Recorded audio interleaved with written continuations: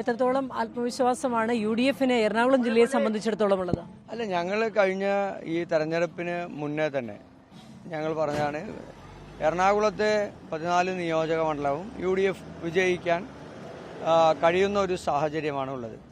അത് വെറുതെ പറയുന്നതല്ല. കഴിഞ്ഞ പാർലമെന്റ് തെരഞ്ഞെടുപ്പും കഴിഞ്ഞ ലോക്കൽ ബോഡി തെരഞ്ഞെടുപ്പും അതിനുശേഷമുള്ള ഞങ്ങളുടെ പ്രവർത്തനവും എല്ലാം ഈ സർക്കാരിനെതിരായിട്ടുള്ള ഒരു വലിയ ജനവികാരം കൂടിയുണ്ട്.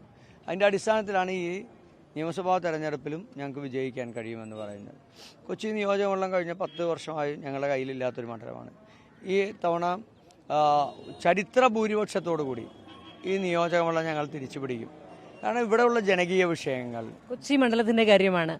മധു, കൊച്ചിയിലെ UDF സ്ഥാനാർത്ഥി കൂടിയാണല്ലോ DCC പ്രസിഡന്റ്. അപ്പോൾ കൊച്ചി തിരിച്ചു പിടിക്കും എന്ന് വലിയ ആത്മവിശ്വാസം പറയുന്നു. ഈ വിജയപ്രതി അല്ലെങ്കിൽ ഈ ആത്മവിശ്വാസം എല്ലാ മണ്ഡലത്തിന്റെ കാര്യത്തിലും ഉണ്ടോ? അല്ല, തീർച്ചയായിട്ടും 14 നിയോജകമണ്ഡലത്തിലും നമുക്കതാണ് കാണാൻ കഴിയുന്നത്. ഒന്ന്, തെരഞ്ഞെടുപ്പിന്റെ പ്രവർത്തന രംഗത്ത് ഞങ്ങളുടെ ഒരു പ്രചാരണ രീതിയും ഞങ്ങളുടെ കൃത്യമായ മെഷീനറിയും വർക്ക് ചെയ്തിട്ടുണ്ട്. അതിനൊരു ഏകോപനം ഉണ്ടായിരുന്നു, ഒരു കൂട്ടായ്മ ഉണ്ടായിരുന്നു. ചരിത്രത്തിലെ ഏറ്റവും മികച്ച തെരഞ്ഞെടുപ്പ് പ്രവർത്തനം കൂടിയാണ് ഞങ്ങൾ നടത്തിയത്. അതുമാത്രമല്ല, ഈ സർക്കാരിനെതിരായിട്ടുള്ള ജനങ്ങളുടെ ഒരു പ്രതിഷേധം, ജനങ്ങൾ ഈ ഏപ്രിൽ തരംഗം ഉണ്ടെന്ന് വിചാരിക്കുന്നുണ്ടോ? ജനങ്ങൾ ഈ ഏപ്രിൽ 9 എന്ന് പറയുന്ന ഒരു ഡേറ്റിന് വേണ്ടി കാത്തിരിക്കുകയായിരുന്നു. കഴിഞ്ഞ പാർലമെന്റ് തെരഞ്ഞെടുപ്പിലും തദ്ദേശ തെരഞ്ഞെടുപ്പിലും ജനങ്ങൾ ഈ സർക്കാരിനെതിരായിട്ടുള്ള ഒരു വലിയ പ്രതിഷേധമാണ് രേഖപ്പെടുത്തിയത്.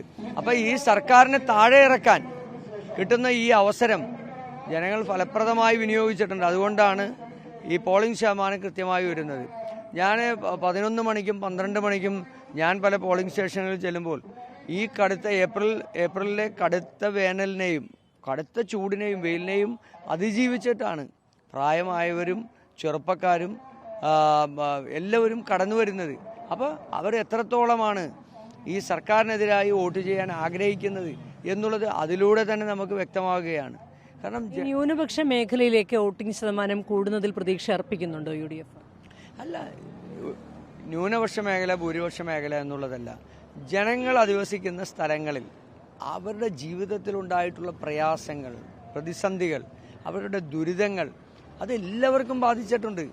ആ ബാധിച്ച ആളുകൾ ഈ സർക്കാരിനെതിരായി ആ പ്രതിഷേധത്തിൽ അവർ നേരിട്ട് പങ്കെടുത്തില്ലെങ്കിലും അവർ നാക്കുകൊണ്ടെങ്കിലും ഒരു മനസ്സുകൊണ്ടെങ്കിലും അവർ പറഞ്ഞിട്ടുണ്ട് പല വേളകളിൽ.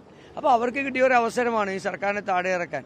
അത് കോൺഗ്രസ്സുകാരോ UDFകാരോ മാത്രമല്ല, യഥാർത്ഥ കമ്മ്യൂണിസ്റ്റുകാരും ഉണ്ട് അതിനകത്ത്. അവരെല്ലാവരും ഇറങ്ങിത്തിരിച്ചിരിക്കുകയാണ് ഒറ്റക്കെട്ടായിട്ട്.